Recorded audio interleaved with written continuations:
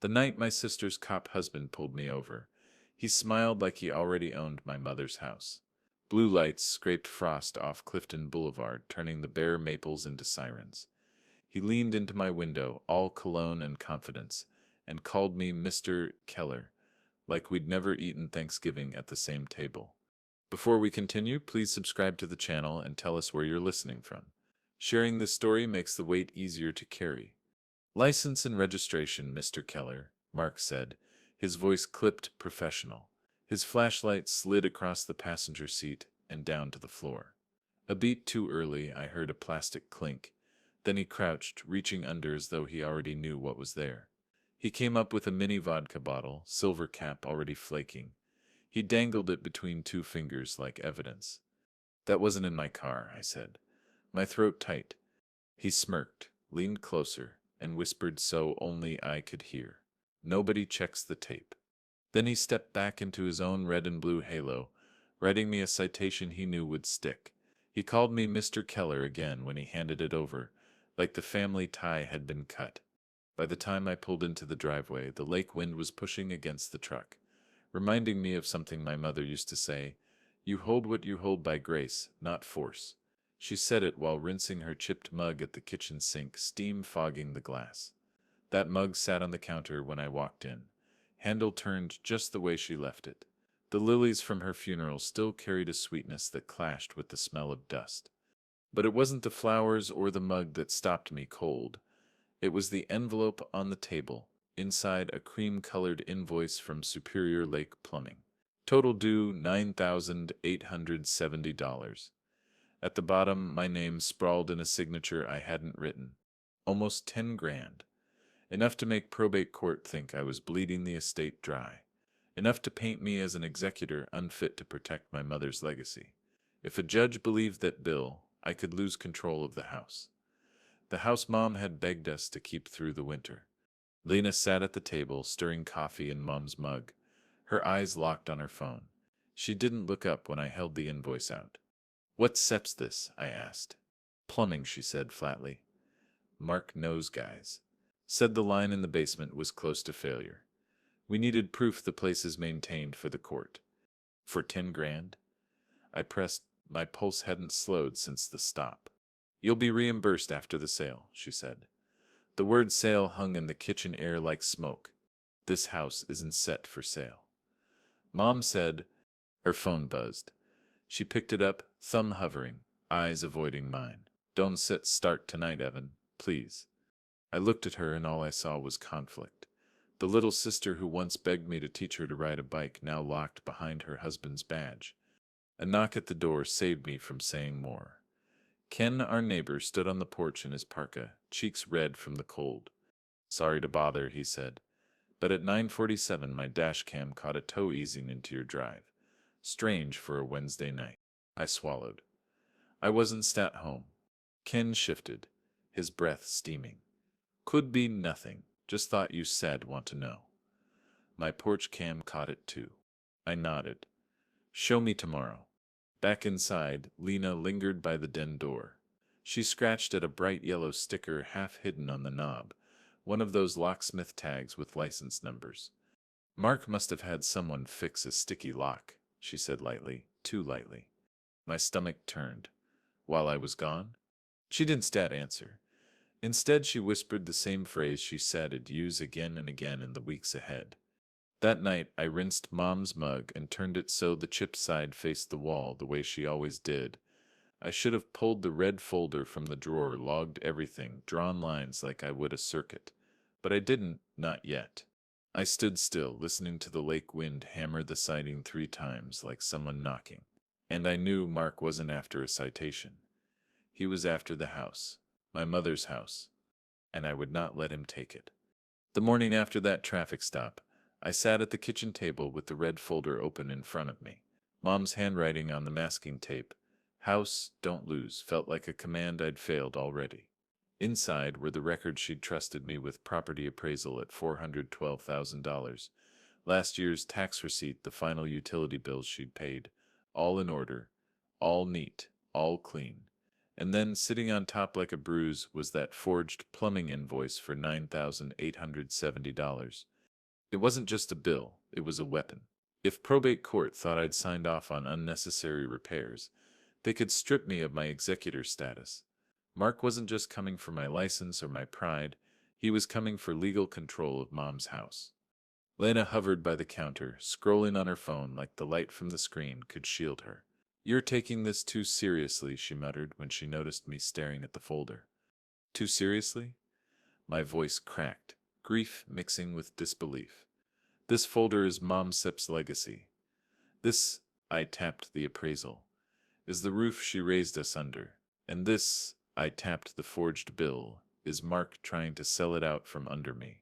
She flinched but didn't argue. That silence was worse than denial. I closed my eyes and let myself drift for a moment.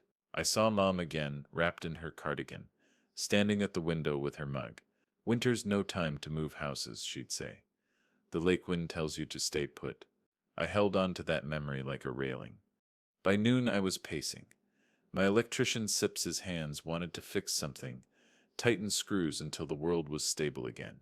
Instead, I dialed Ruth Abrams, the lawyer Mom once called cold as January but twice as steady.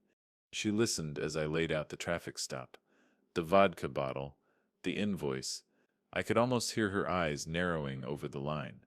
Then she spoke her mantra, the one I sept here in my sleep: paper, process. Patience. That seps how you bury arrogance. Ruth dictated a list: request bodycam footage, including the 30-second buffer, subpoena tow logs, demand locksmith license records. "They sit'll stall," she warned. "Denial comes first. You sit'll get letters that say thitty no responsive records. Thitty no gana sets panic. That's sita's policy talking, not truth." I wrote every word into a yellow pad. My handwriting looked shaky, not mine. By dusk, her prediction came true. An envelope from the department slid under my door with the line in bureaucratic bold: "No responsive records located." I wanted to tear it in half. Instead, I walked across the street to Ken's desk porch. His light was on, the faint hum of his old radio filling the air. I sat on his steps, the November wind gnawing at my ears, and I finally said it out loud. "They are trying to take Mom Sep's house, Ken." He didn't look surprised. Just poured me a mug of coffee and handed it over. His porch smelled of pine boards and gasoline from his snowblower. "That why you think Mark Sep's been circling?" I nodded. My chest felt heavy. They forged a bill, nearly 10 grand. "If a judge buys it, I sip them done." Ken took a slow sip, then set the mug down. "Come on inside. I shall show you something." In his den, he pulled up his porch cam footage. The grainy clip showed my driveway at 9:47 p.m., November 12th. Empty at 9:40. Then a tow truck sliding into frame, blocking the drive for less than 5 minutes before pulling out. No headlights inside the house, no me. Just a truck where it shouldn't be. I froze. "That sips the night Mark pulled me over." Ken nodded, jaw tight. "Tow company wouldn't bother with your place unless somebody called it in. Looks like he sets planting shadows before planting evidence." He clicked pause. The truck's lights glowed against my siding, catching the faint flash of a sticker on the doorknob. The same yellow locksmith tag I'd noticed hours earlier. "Got him," Ken said quietly. I stared at the screen, coffee cooling in my hand. The weight of it wasn't triumph, it was dread. If Mark was willing to stage a tow, plant bottles, forge signatures, what wouldn't he do? Back home, I opened the drawer and lifted the red folder. Mom's handwriting on that strip of masking tape felt heavier than any oath. I tucked Ken's footage into my mind like a first card in a stacked deck. I rinsed Mom Sip's mug again, set it on the counter, and whispered to it like she could hear me. "I won Sips, let them take this from us." The lake wind moaned against the siding, the same low hum I'd grown up with. Only this time it sounded less like weather and more like warning. The morning after Ken showed me the porch cam footage, I drove to the hardware store and bought a notebook. Nothing fancy, black cover, thick pages, the kind that doesn't crumple easy. On the first page, in block letters, I wrote one word: ledger. This wasn't just a notebook, It was survival. Every forged bill, every suspicious text, every lock changed without my consent. If they were going to drown me in paper, I'd build my own lifeboat out of it. Ruth's words echoed in my head. Paper process. Patience. Justice moves slow like winter settling in. I started with the forged invoice. Wrote the date November 11th. Vendor Superior Lake Plumbing. Total $9,870. Mark Doyle's fingerprints. Lena's silence. Then I added Ken's footage from November 12th, 9:47 p.m. tow truck blocking my drive. Next line, traffic stop, vodka bottle, Mark's whisper. Nobody checks the tape. The ink felt heavy, like every line was laying track towards something inevitable. That afternoon, Ruth filed an emergency preservation motion in probate court. They still fight it, she said on the phone. Her voice flat as steel, but now they know you start not folding. Later I met Tasha Green, a clerk Ruth trusted inside the system. She had sharp eyes and a quiet way of speaking, like every word had been vetted twice before leaving her mouth. Cameras only surface if someone pushes, she told me. Bodycams aren't random, they're stored, tagged, and logged. If someone muted or doctored a clip, that gets recorded too. Mark's arrogance isn't chance, then, I said. She shook her head. It sets policy gaps. He knows where the seams are. That night, I sat at Mom's old oak desk and called the locksmith, whose sticker clung to the den door. A tired voice answered, scratching like gravel. Job on November 11th, I asked, trying to keep my tone casual. Address, West Clifton, Lakewood. A pause. Papers shuffled. Yeah, invoice for $320, authorized by Hang On Doyle, M. Doyle. The burn in my chest wasn't rage, it was recognition, proof. He hadn't even bothered to hide behind Lena's name. When I hung up, my phone buzzed. A text from Lena. Just 7 words, you'll be okay, right? I stared at it until the screen dimmed. My thumb hovered over reply, but instead I copied it into the ledger, word for word. Evidence disguised as comfort.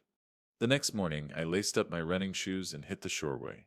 The lake wind clawed at my lungs, turning every breath into a question. My legs burned, but I welcomed it. Pain meant I was still moving, still fighting.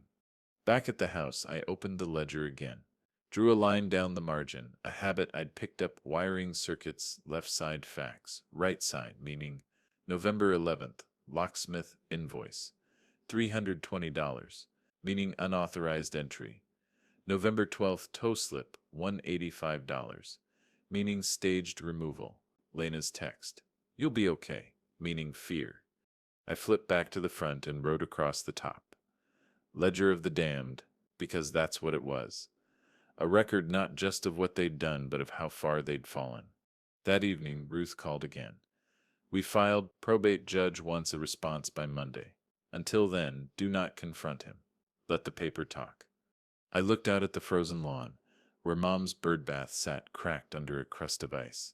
Paper's all I've got, I said. Paper sep's all you need, Ruth replied. Patience, Evan.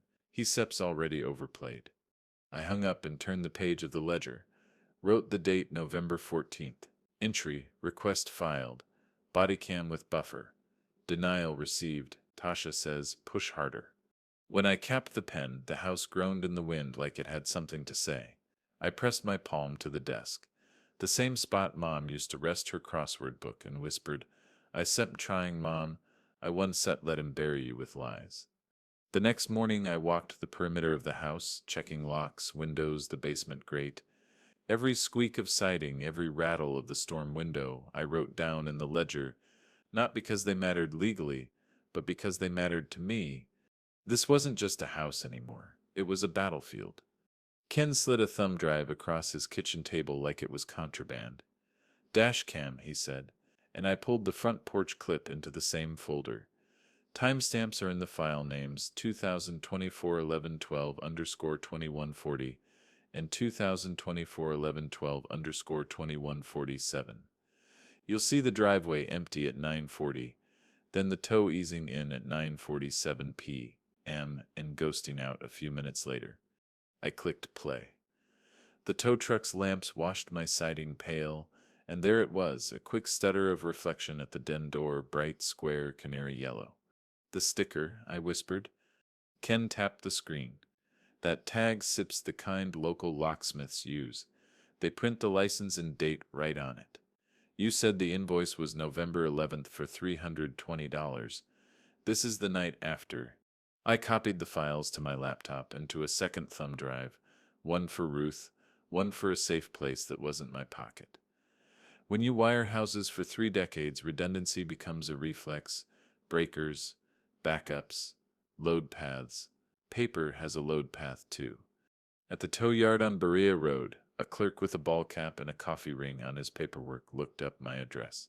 Then the night here, he said, sliding a narrow strip of thermal paper across the counter. Tow fee $185. Release 2153. Signed to Officer Doyle.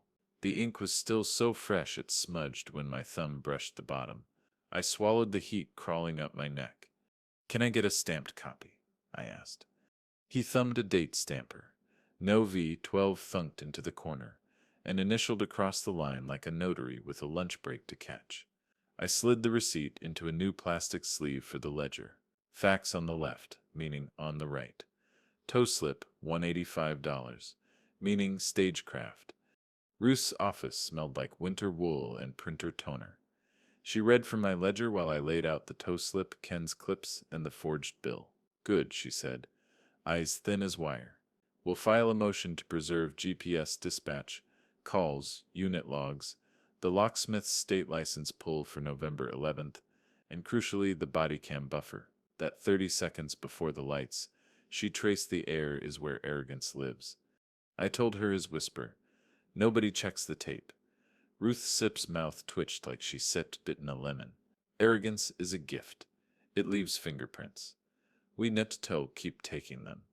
On my way home, the lake wind came hard out of the west, slapping the street banners down Detroit Avenue. I parked, keyed in, and walked straight to the den door. The yellow tag clung at an angle, edges curling like it had tried to lift itself off and failed. I took a clear sandwich bag from the kitchen, pressed a piece of packing tape to the corner of the sticker, and tugged. A fleck of adhesive came up, dusty, specked with a hair-thin line of black ink from a license number. I sealed it like treasure and wrote in Sharpie, sticker residue, den 11/15. Not because a lab was waiting, because I was. You're cataloging glue now? Lena's voice floated from the hall. She stood there with her coat half on, face pale, cheeks blotched. She looked exhausted, like she'd been sleeping with one eye open, and the phone under her pillow. I've been cataloging everything, I said. She stepped closer, fingers worrying a set of keys that weren't set mine. Mark says, you are overreacting. He says, you are making this ugly for no reason. He wants you to stop filing things. I stared at her.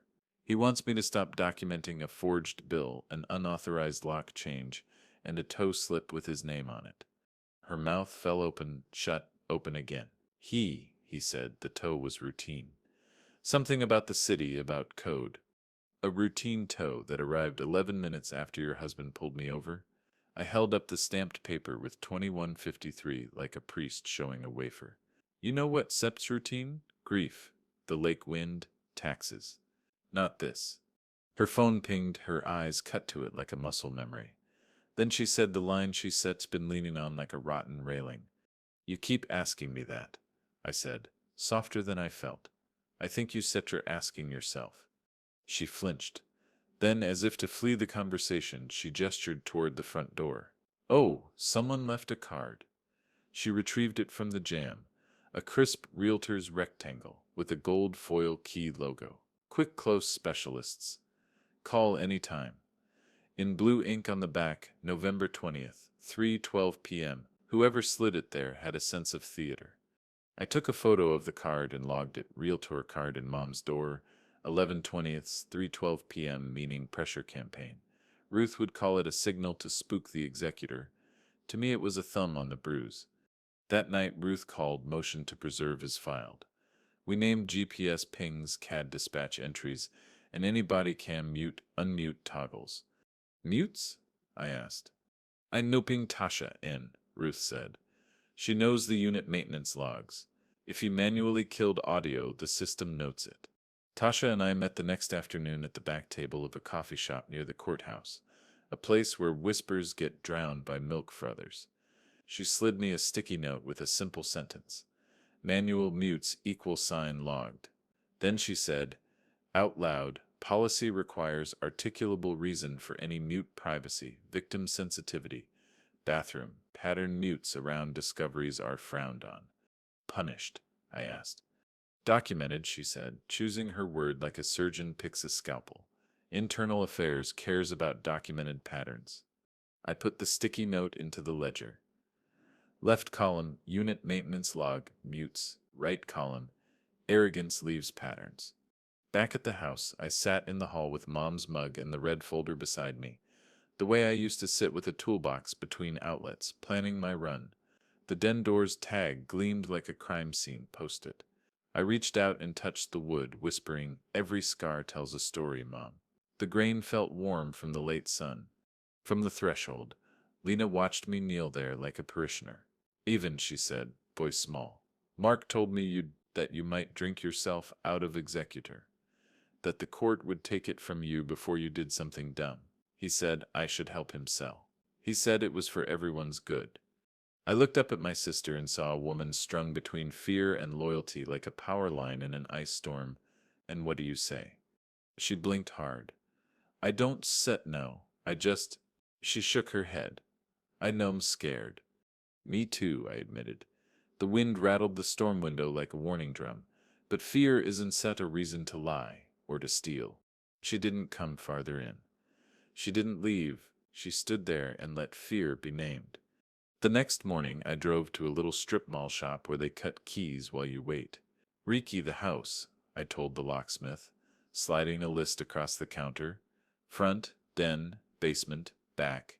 He handed me a manila envelope with 4 baggies inside, each labeled with a key code. I wrote every code into the ledger and tucked one set into the red folder, another into a safe I'd bolted to the floor under Mom's sewing table 13 years ago. The house exhaled when the last cylinder turned clean. On November 20th at 3:12 p.m., I know because I wrote it down, I found another realtor card tucked into the molding. Same gold key logo, different handwriting, flexible buyers, cash options. I stood on the porch until my fingers went numb, the lake slapping at the end of the block, and I imagined a sign stabbing the lawn where we used to pile raked leaves. I slid the card into a sleeve and logged it. Ruth, when I sent the photo, texted back 2 words: "He's rushing." That evening, Ken knocked with a Tupperware of cookies because his wife believes sugar can armor a soul. He sat at my table while I spread receipts like tarot: $9,870 bill, $320 lock, $185 tow. He whistled low. "He Seps trying to make your house look like a liability and you like a mess." I nodded. "He thinks paperwork is camouflage." Ken tapped the ledger.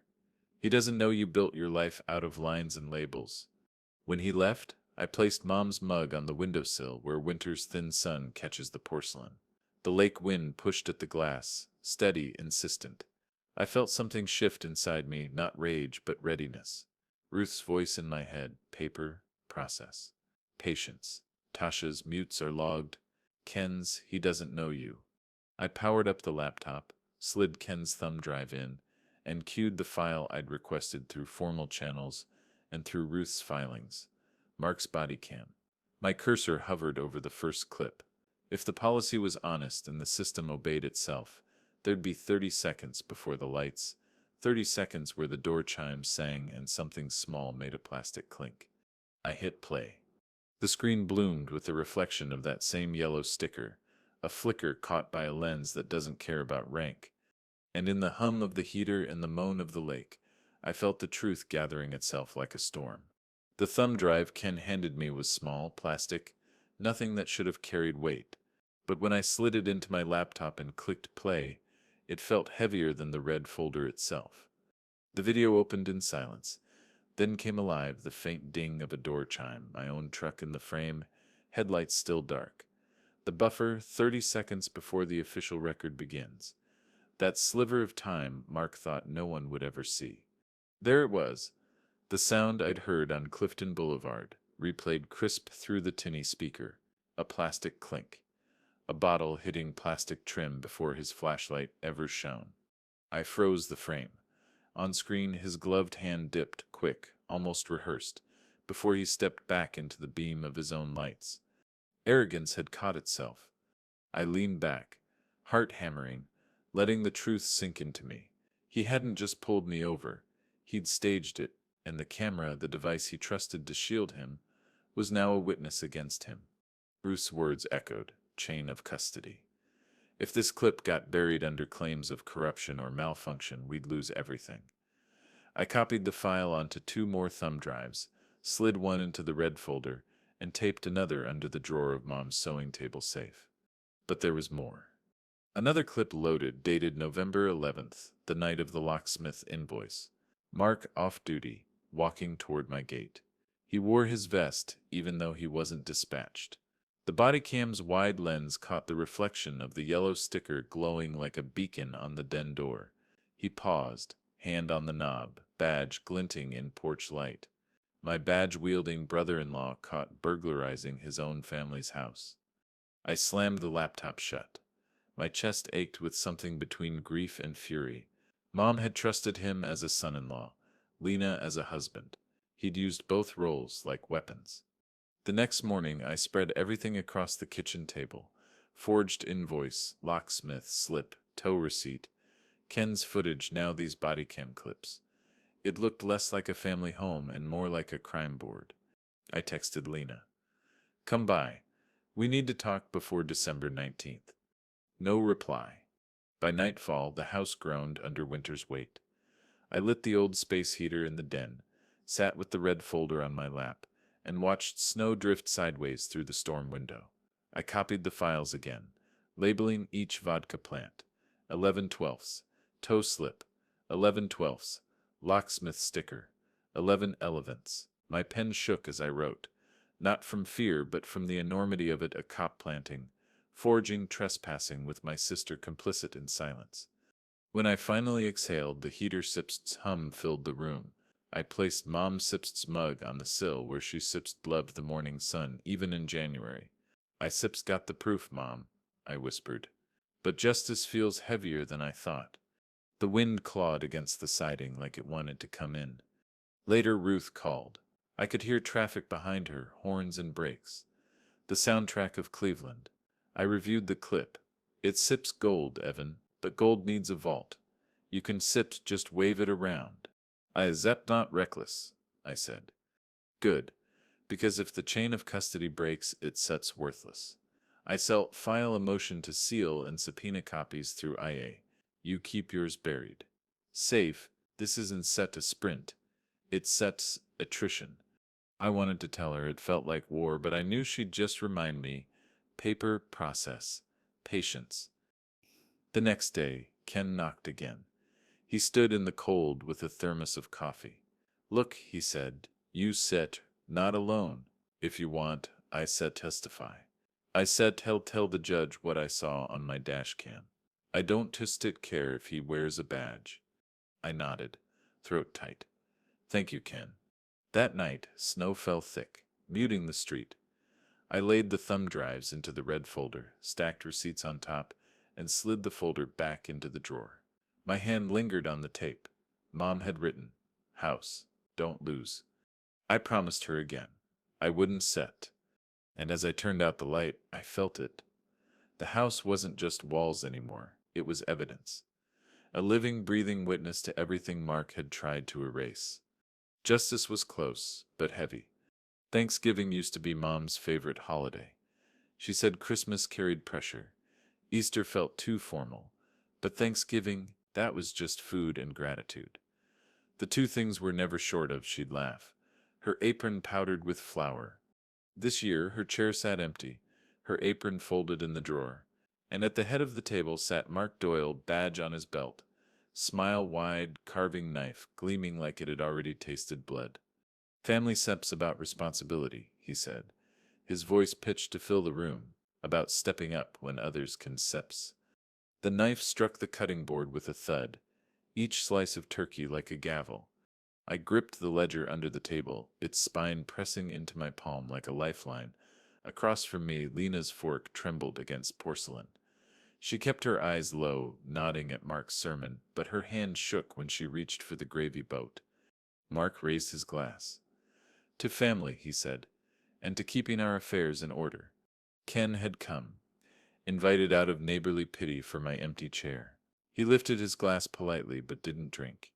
His eyes flicked to mine, steady like an anchor in storm water. I forced my lips into a smile, but inside I was cataloging every word, every gesture. Ruth's mantra hummed in my head: paper, process, patience. Over dessert, Mark leaned back, loosened his tie, and chuckled.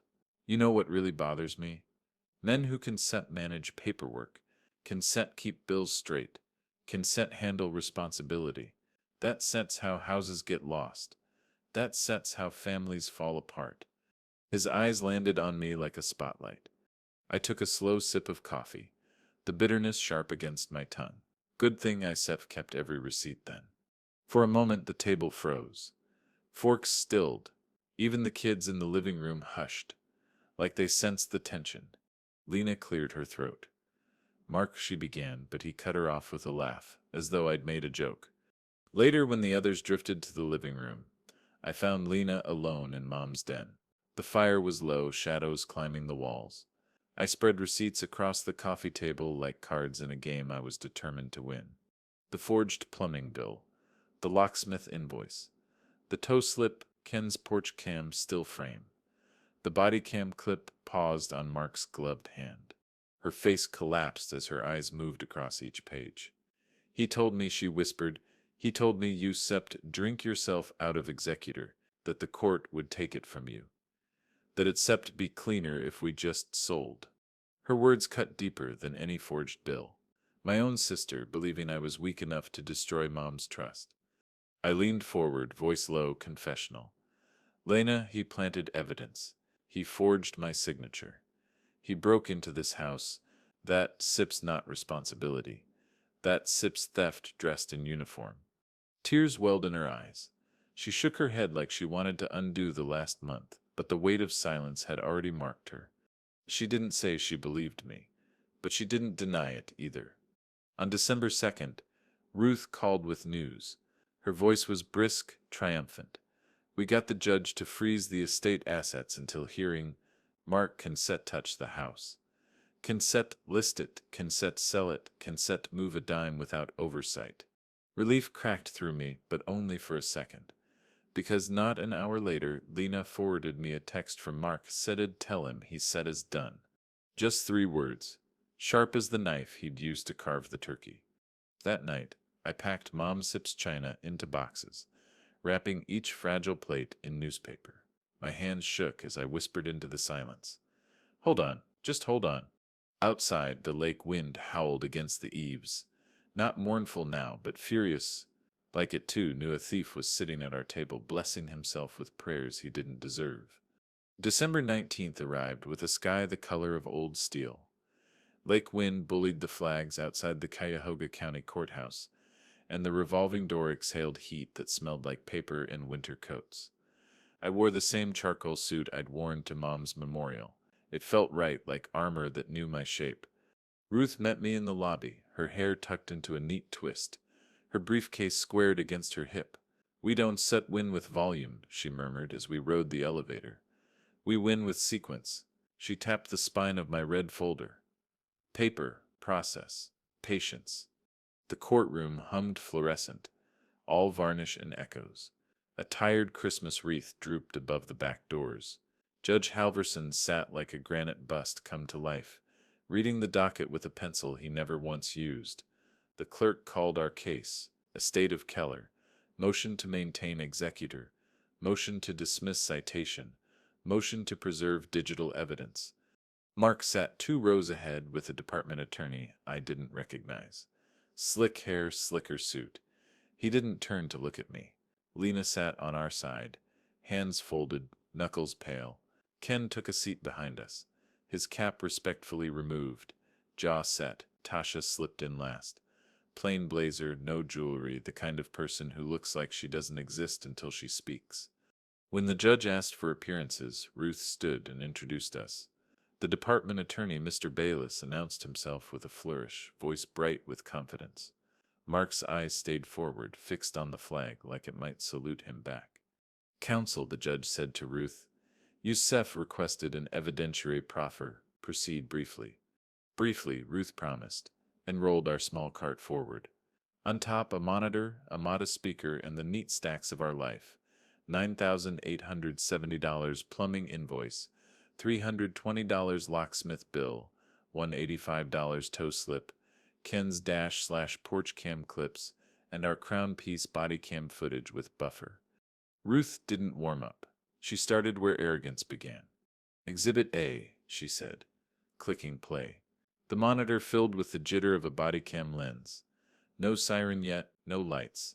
Just audio, the soft ding of a door chime, and then the tiny, unmistakable plastic clink of something light hitting molded trim. I felt the hairs on my arms rise. Mr. Bayless half stood. Objection, foundation for this buffer. Overruled, the judge said, eyes not leaving the screen. You may voir dire your tech later, counsel. The screen jumped to lights and commands. Mark's official voice, the choreography of a traffic stop that already had a climax baked in. Ruth didn't play that part long. She froze the frame on the moment his gloved hand dipped low before the flashlight's beam arrived. She hit mute and let silence make the point. Exhibit B, she said, and the monitor shifted to the November 11th clip, the wide-angled stoop shot. Off-duty vest on, badge catching the porch light, Mark's silhouette at my den door.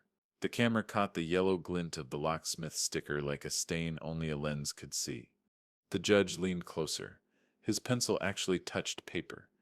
This is the decedent Sep's home. My mother sits, I said, standing. My voice sounded steady, to my surprise. She left me executor. You'll address the court through counsel, Mr. Keller. Judge Halverson said, though not unkindly. Ruth stacked paper with the certainty of a mason laying brick. Exhibit C, $320 locksmith invoice dated November 11th, authorized by M. Doyle. Exhibit D, $185 tow receipt dated November 12th, released to Officer Doyle at 21:53. She didn't say staging. She didn't need to. Bayless rose again. Your Honor, plaintiff is constructing a narrative out of disparate events. Maintenance. Code compliance. A routine tow. There's steps a reason we have rules of evidence. There's steps also a reason we have buffers, Ruth said, voice level. Because arrogance loves the half-minute before the show. Ken testified first. He kept it clean.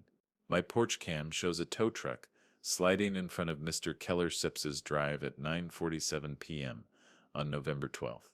My dash cam shows the same. Mr. Keller wasn't set home. Bayless tried to chip him. Mr. Morales, you dislike law enforcement? Ken blinked. I dislike theft. There was a small ripple, quickly swallowed by the wood. Then it was Lena. She walked to the stand like someone crossing a river on thin ice, each step deliberate, nothing wasted. Ruth kept her voice soft. State your name. Lena Keller Doyle. Your relation to the decedent. Her daughter. The words fractured slightly. Ruth turned a page. Mrs. Keller Doyle, I'm showing you what's been marked Exhibit E. Do you recognize this? She held up a bank slip, $37,500 printed in machine-perfect numbers. Lena Seps's eyelids fluttered, then opened fully like someone finishing a long blink. What is it? A deposit to our joint account. $37,500. She swallowed. Mark called it an advance for a quick close. He told me to trust him.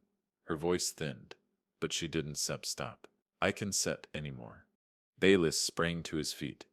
Objection, spousal communications. Overruled, Judge Halverson said.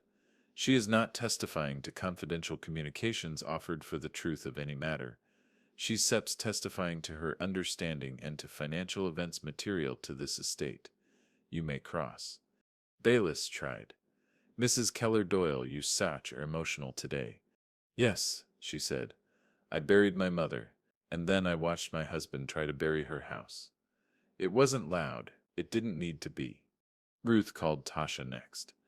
Internal affairs titles make some judges sit straighter, Halverson did. Miss Green, can you explain in plain language how the department tracks mutes and unmutes on officer body cams? Tasha sat with her hands folded, voice measured. Each unit logs toggle events to a maintenance file. A mute requires a policy reason, privacy, certain victim interviews, restroom use. The November 12th body cam assigned to Officer Doyle logs 2 manual mutes within the 30 minutes surrounding Mr. Keller's traffic stop. Ruth's eyebrows lifted a millimeter. 2 manual mutes. Is that typical? It's permissible when justified. Tasha said, careful. But patterned mutes around discoveries are flagged for review. Do these logs exist independently of the video files themselves? Yes, Tasha said. Separate system. Baylis stood, smile tight. Miss Green, you set not here to accuse an officer, are you? Yes, I'm here to explain logs, Tasha said. They don't stud accuse, they record. Ruth didn't overplay it. She let the paper lay there, breathing. When it was my turn, Ruth kept me to a minimum. Executor appointment. Mom's instructions about winter, the red folder, and the tape she'd labeled house. Don't lose. I said those words out loud, and for the first time in weeks my throat didn't close around them. Baylis tried once more to yank the narrative back. Your Honor, at bottom, this is a garden-variety family dispute being laundered through inflammatory claims about an officer. Judge Halverson held up a hand. The room quieted like someone had put a dimmer on it. He looked at Ruth. Play the beginning again. Ruth tapped the key. The ding of the door chime. The plastic clink. The beat before the flashlight. The judge didn't take notes. He listened, head slightly tilted, as if he were lining up 2 wires to see if current flowed. He set the pencil down. Here's what we're going to do, he said, voice even. The citation issued to Mr. Keller is dismissed for lack of reliable foundation on this record. The estate freeze remains in place until further order. This court directs that Internal Affairs open a formal inquiry into the events of November 11th, 12, as reflected in Exhibits A through D and the testimony heard today. He turned to Baylis. Counsel, if I later find that any officer manipulated evidence to procure a charge or to effect estate proceedings, this court will entertain contempt remedies. Clear? Baylis' cysted jaw worked. Yes, Your Honor. The judge wasn't set done. Miss Abrams, you will submit a proposed order for preservation of all relevant digital artifacts, CAD dispatch, GPS pings, unit maintenance logs, and raw body cam buffers. I expect full compliance. This is not a suggestion. Ruth inclined her head. Yes, Your Honor. Halverson looked down the bench to where we sat. For a heartbeat his gaze softened. Mr. Keller, this court is not in the business of refereeing grief, but we are charged with protecting estates from misuse. The house stands today because you kept records. Continue to do so. I nodded. Yes, Your Honor. My voice carried farther than I meant it to. Maybe that was okay. The gavel wasn't dramatic, just a firm tap, like a good connection despite old wiring. We filed out into the corridor, the building sighed warm air. Ken clapped my shoulder once, a carpenter's blessing. Tasha slipped past with a small nod. No celebration, just confirmation, documented. Ruth allowed herself the ghost of a smile. Lena lingered by the window, the winter light draining color from her face. She looked both smaller and somehow more herself. I said, I'm sorry, she said. Not quite a whisper. I wanted to believe him. I know, I said. The truth of that surprised me. Belief is a crime, but it can be a habit. She wiped her eyes with the heel of her hand. I told the court the deposit. I said'll tell Aya everything I know. Tell the truth, I said. The rest is paper. We stepped out into the cold.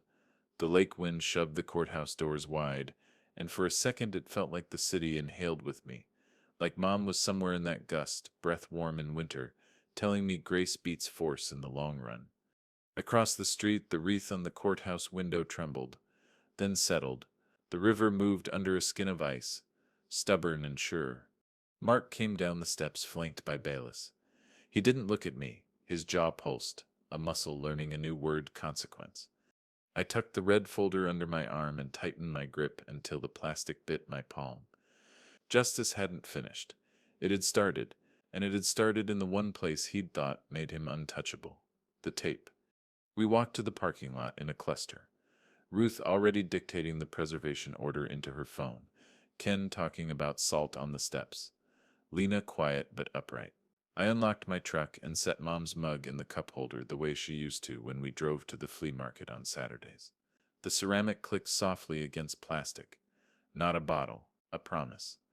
The wind cut through my coat, and I let it. I wanted to feel the day. The house would be there when I got back. Steady against the lake, holding what we'd held on to with paper and patience. For the first time since the funeral, the siding's rattle didn't sound like a warning. It sounded like applause. The badge didn't make him untouchable. The buffer didn't forget, and the house, our house, was still standing. The morning after court, the newspaper carried a line buried under holiday ads. Lakewood officer placed on leave after bodycam discrepancy. One sentence, no photo, no name, but to me it was thunder. The badge that had shielded him for years was cracking, hairline first. Inside my kitchen, the red folder sat fat with copies, my ledger stacked beside it. The house smelled of coffee and wood polish, like Mom had just finished wiping counters. For the first time in weeks, I didn't feel like an intruder in my own home. By December 20th, Internal Affairs had opened a file. They called Ruth to confirm our submissions. She told me later, "They want the originals, but we don't set release until a custody receipt is signed. Chain stays tight." Mark stayed in Lena's house, but the tension was public now. Neighbors whispered. Ken said he'd seen Mark loading boxes into his cruiser at midnight like a man already practicing exile. On December 21st, my phone rang. Realtor Sepsus Uffatur. A chipper voice. "Mr. Keller, we understand your mother Sep's property is available for quick sale." I cut her off. "It isn't. And I'm recording this call." I heard a click before the line went dead. I logged it in the ledger. Realtor solicitation, 12/21st, terminated after warning, meaning pressure persists. That evening, Lena came by carrying one of Mark's shirts folded over her arm. She set it on the counter like a peace offering. Her face was pale, eyes shadowed. "I had some tired," she said. "I had some tired of being the alibi." The words hit harder than any affidavit. She slid her phone across the counter. A string of Mark Sips's texts glowed. "Delete messages. Defit talk to your brother. Defit talk to your brother." Her thumb trembled as she scrolled. "He says if I keep quiet, we shall ride this out. But I saw the footage, Evan. I saw him with the bottle. I can set lie for him anymore." I folded the shirt she'd brought and set it aside. "Then don't," I said simply. On December 22nd, Iowa scheduled my interview. The room was sterile, walls beige, a single camera blinking red in the corner.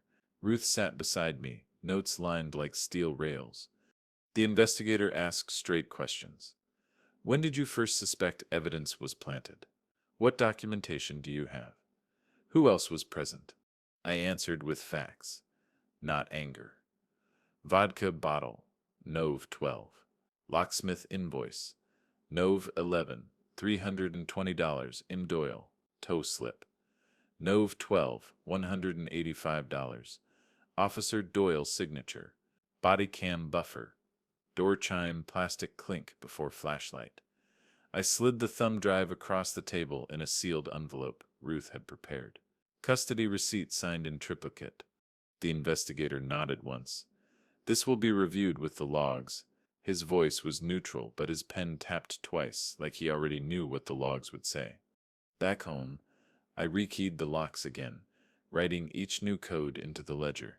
Layer after layer, the house was mine. Ours, Mom's. That night, I made tea in Mom's mug, the chipped rim smooth under my thumb.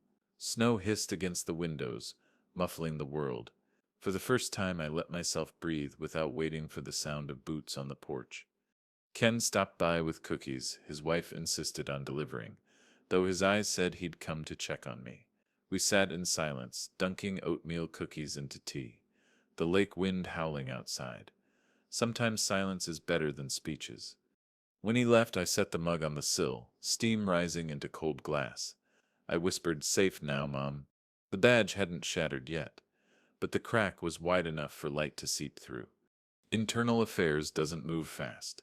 It moves like ice, slow, heavy, relentless. But by December 29th, Ruth called with a voice like a door unlocking. They sustained violations, she said.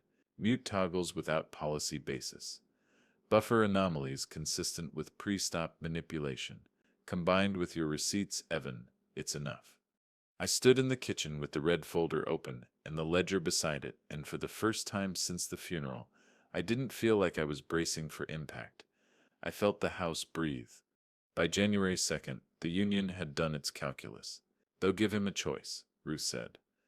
Resign before the termination hearing or take what's coming on the record. She didn't gloat. Justice, in her world, is arithmetic, not applause. The next afternoon, Lena texted a photo, a single sheet with a blocky masthead, resignation in lieu of termination, and Mark Sipp's tight signature at the bottom. The terms were typed like penance. Return of $37,500 advance to the joint account. Reimbursement of $9,870 to the estate for the forged maintenance. No trespass agreement recorded against Mom's address. Department separation under investigation, not honorable. He signed, she wrote. He sips packing. Then three dots blinked, disappeared, returned. Finally, I sips him filing for separation. I set the phone down and pressed my palms to the counter. The laminate was warm from the furnace. This house, felt like it had just survived surgery. Stitched tight, tender, alive. I walked room to room as if I were checking voltages after a storm. The front hall with its crooked mirror. The den with the sticker's faint ghost on the wood grain. The kitchen window where Mom's mug caught a ribbon of winter sun. I ran my palm along the baseboards she'd painted herself. The brushstrokes still faintly visible like fingerprints.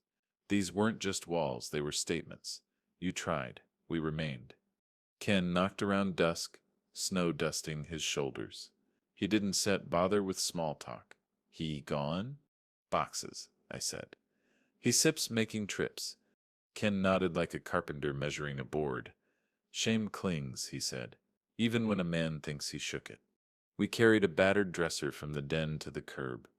One Mom had meant to refinish but never did. Our boots squeaked on packed snow. The lake wind stinging our ears. When we set the dresser down, Ken looked back at the porch. Needs a new viewer, he said. Brass one. Brass forgives fingerprints. The next morning I took the no trespass order to the county recorder. The clerk, gray cardigan. Practical smile, stamped it with a thunk I felt in my chest. Recorded 0105. On the way home, I stopped at the hardware store for that brass door viewer. The installer set it like a monocle, shiny and watchful. From inside, the world outside looked slightly fish-eyed. Safer. Ruth emailed the court the same day. Motion to recover funds acknowledged. Estate freeze to remain until the reimbursements land. I printed the email and slid it into the ledger.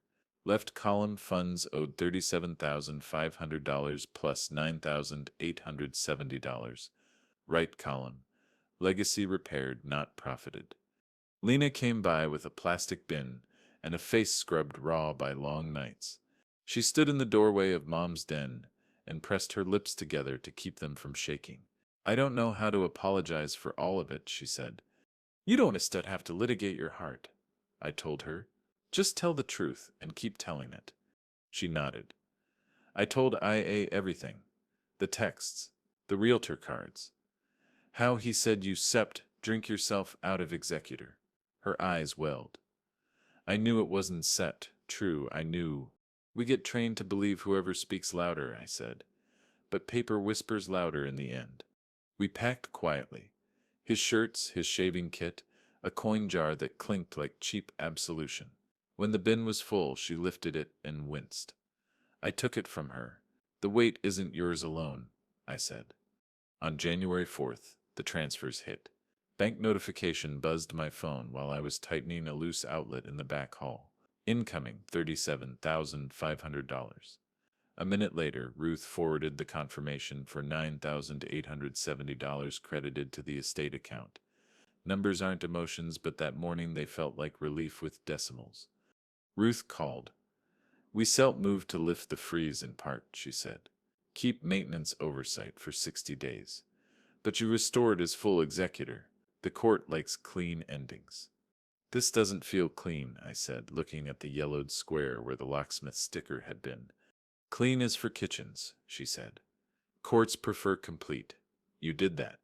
That evening I opened the windows for 15 minutes, despite the cold, the way Mom used to in winter to change the air. The house shivered, then steadied. I brewed tea and carried Mom's mugroom to room like a censer, steam trailing. In the den, I set the mug on the sill and listened to the wind chime Ken had hung on the back porch after the funeral. It rang like light tapping glass. The next day, I grabbed a roller and a tray and repainted the den with Lena.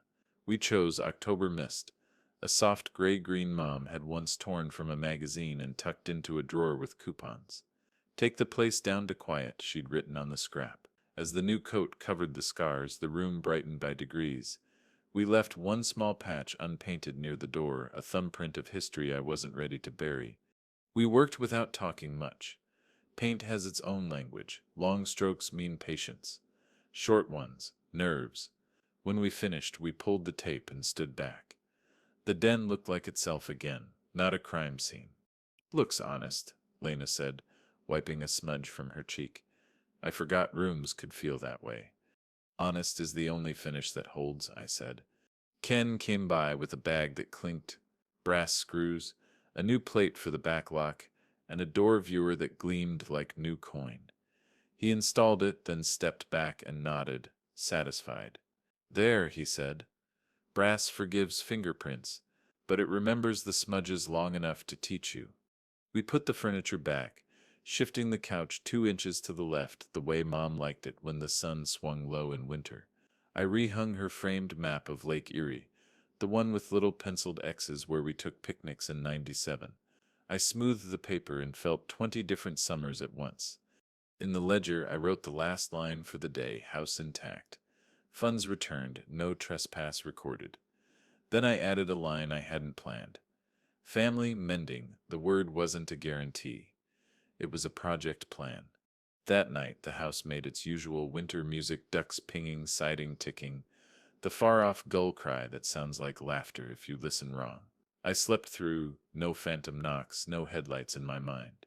In the morning, the street was glassed with ice. I salted the steps while the kettle hissed. Steam fogged the kitchen window and faded. Fogged and faded like a slow breath. I set Mom's mug on the sill and watched the sun shoulder up over the lake, as stubborn as grief, as steady as forgiveness. My phone buzzed with a text from Ruth. "Hearing to modify freeze set for 0110, bring the ledger." I typed back, "Would net dream of coming without it." I closed the red folder and slid it into the sideboard, not because I was done with it, but because I finally didn't need to keep it open to breathe. The house stood, winter tight, wires humming honest behind the walls, and for the first time in months, when the lake wind rattled the storm window, I didn't hear a warning. I heard approval. Tomorrow I'd go back to work, pull wire through joists, feel current jump where it's supposed to. But tonight I'd sit with a mug and the map and the quiet knowledge that boundaries had held. Revenge hadn't been fire. It had been framing, straightening what a thief bent until the structure stood true. And in that stillness I knew what Act 10 would be, closing the ledger without closing the lesson. January thaw had arrived slowly, the kind that turns snow into glass on the sidewalks and makes gutters sigh. The sun caught on icicles like tiny prisms, and I could feel the weight of winter lifting off the roof beams. I walked through the house with the red folder in one hand, the ledger in the other. Every document, every receipt, every thumb drive had a place now. November 11th, locksmith invoice, $320. November 12th, toll slip, $185. November 12th, bodycam buffer. November 12th, vodka bottle. November 20th, realtor card and door, each line a scar that had healed, a warning that had become law.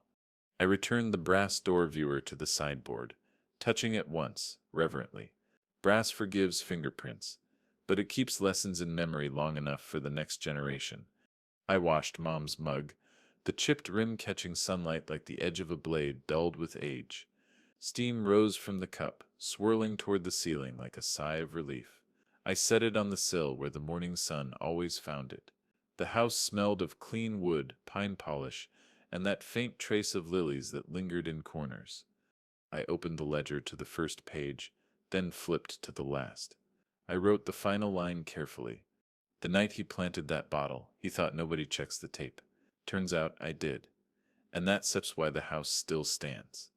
I paused, closed the ledger, and let my hands rest on it. Confession had its own rhythm, slower than courtrooms or police procedures. It demanded attention, patience, and recognition. It also demanded reflection. Revenge isn't rage. It isn't cruelty. It's boundary. It's law made personal, patience made visible, honor made manifest. I had walked rooms with my mother's memory in each step, catalogued every attempt to steal her legacy, and held fast to the documents, the evidence, the proof. I sat at the kitchen table, the mug warm in my hands, and spoke aloud, though no one was listening. You didn't lose me when he chose the badge over the truth, he gave me away. The lake wind rattled the storm windows softly, a lullaby that carried through the house. I let it reach me slow and steady, like a tide retreating after months of storm. By mid-January, the last of the funds had cleared. $37,500 returned. $9,870 reimbursed. No trespass. Ruth confirmed all filings. Iowa kept their logs. Ken inspected the locks one last time. Lena helped repaint Mom's den. The furniture returned to its places. The framed Lake Erie map hung again. X's marking summers of laughter and peace, unshaken. The house was alive, as it had always been. Every floorboard, every baseboard, every window latch carried memory, proof, and vigilance. It stood not because I fought, but because I kept track. I leaned against the counter, touched Mom's mug again, and breathed. The ledger was closed, but the lesson wasn't. Paper, process, patience. They weren't just rules, they were life. And in this quiet sunlight catching porcelain, I finally understood truth endures because we honor it, not because we wield power. The house was mine again. The evidence was preserved. The family finally, quietly, was mending. And for the first time in months, I let the lake wind whistle around the eaves without fear. It was a sound of justice, of home, of closure. I carried the ledger to the drawer, slid it in next to the red folder, and let my hands rest there for a moment. Everything that could be accounted for had been. The rest, the memory, the lessons, the wind in the windows was mine to keep. I lifted Mom's mug to my lips, sipped slowly, and let it go. Late January carried the quiet of resolved winter. The streets glistened with thawed ice, and the gutters ran free, shaking loose the last of snow from the roof edges. The house exhaled warmth from every vent, every baseboard heater humming like a satisfied sigh. Ruth arrived with a thick envelope, the label typed in precise black, records retention, 7 years. Keller Estate Defense. She handed it to me, briefcase under her arm like a shield.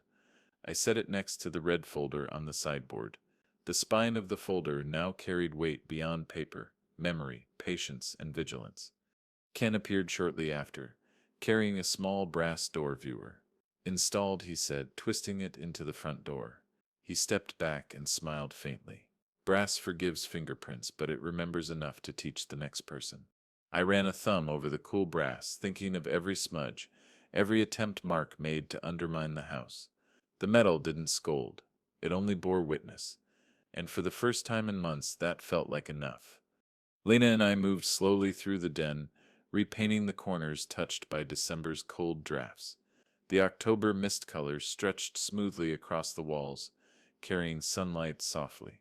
The den felt light again, but not erased. Every baseboard, every corner remembered the struggle. I found a small realtor card wedged in the doorframe, blue ink barely visible. My fingers paused. Then I placed it on the sideboard next to the brass viewer. This time the card was not a threat. I answered aloud to the empty room, not for sale. The lake wind rattled the storm window, insistent but harmless, like a teacher reminding a student of lessons learned. I carried Mom's mug to the kitchen, washed it, set it carefully on the sill. Light struck the porcelain rim, catching every chip and curve. The mug had survived winter. So had the house. So had we. For the first time in weeks, I could sit in the living room and listen to the subtle chorus of home ducks ticking, storm windows vibrating, the wind over the lake. It was ordinary, and that ordinary felt profound. I opened the ledger one last time, flipping through the evidence entries, invoices, slips, bodycam notes, text screenshots. Each line was proof, not of anger, but of vigilance. A story of patience, of honor, of justice. Ken poured himself a coffee from the kitchen pot, offered one to me. I shook my head. Not this morning, I said, but let him sit with me in silence. We didn't need words, the house spoke enough. The brass viewer gleamed as the sun shifted, a sentinel at the door. It reminded me that boundaries matter, that careful observation matters, and that those who try to erase truth leave traces, sometimes on paper, sometimes in metal, sometimes in the memory of those who keep watch. I touched the red folder in the ledger, the twin pillars of evidence and conscience. Everything that could be accounted for had been. Everything else, memory, lessons, wind in the windows, was ours to hold. And the house was finally at peace. February sunlight slid through the church annex windows as I tightened the last electrical conduit, the hum of current under my fingers familiar and honest. The lake wind outside whispered across the steeple, carrying the memory of winter's fury and victory's patience. A rookie cop pulled up in a patrol car. He was young, sharp-eyed, barely 23, uniform crisp, boots clean. He waved awkwardly and called out, "Mr. Keller? I saw your case in the ethics training module. They said you showed us process, not rage." I wiped my hands on my overalls and smiled faintly. Process is what saves the day when rage burns the house down. He laughed nervously, then stepped closer. I just wanted to see how someone handles a real case.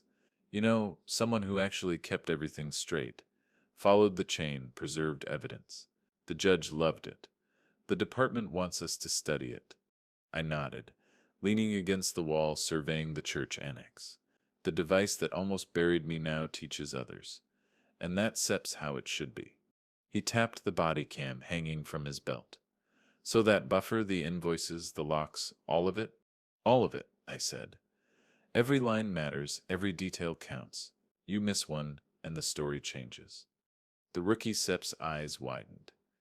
Wow, I didn't yet realize documentation could... Documentation isn't set paperwork. I interrupted gently. It's SEP's memory. It's SEP's proof of honor when others try to steal it. We walked through the annex slowly. I showed him the wiring runs, the conduit numbers logged in my notebook, the way I tagged each breaker and outlet. The wind rattled the window panes, echoing the lake wind back home, and for a moment it felt like teaching someone to listen to currents, not just electricity, but life, evidence, and truth. "You think Mark learned?" he asked quietly. I shook my head. Some lessons are too slow for some people. He'll remember consequences, maybe, but the lesson we leave behind isn't set for him. It sets for anyone who comes next. The rookie nodded, scribbling notes in his pad, then looked up with a grin. "So you Setre like a mentor now?" "Maybe," I said, "or just a witness. The trick is, you let the evidence teach them. People respect truth more than authority, if you show them how to protect it." He smiled again, nervous but inspired, and nodded toward the open annex doors. "I think I get it. Paper, process, patience." "Exactly," I said. "And if you ever forget, remember the house, the ledger, the mug, the wind. They remind you faster than anyone SEP's words." He tapped his body cam again. I said I'll remember. I straightened the conduit, double-checked the last breaker, and looked out through the church windows at the thawed street. Light glinted on icicles, the air crisp with winter's retreat. The device that almost buried me had taught me patience, and now it had a new student. I set Mom's mug on the annex windowsill for old habit's sake, letting sunlight catch its chipped rim. It was a quiet ritual, proof that even lessons that begin in conflict could end in calm, clarity, and continuity. The wind whispered again, soft now, carrying the echo of every act, every line in the ledger, and the unspoken promise that boundaries, patience, and truth endure when wielded wisely. And for a long moment, I simply let it wash over me. No anger, no fear, just the knowledge that the house, the legacy, and the lessons were safe.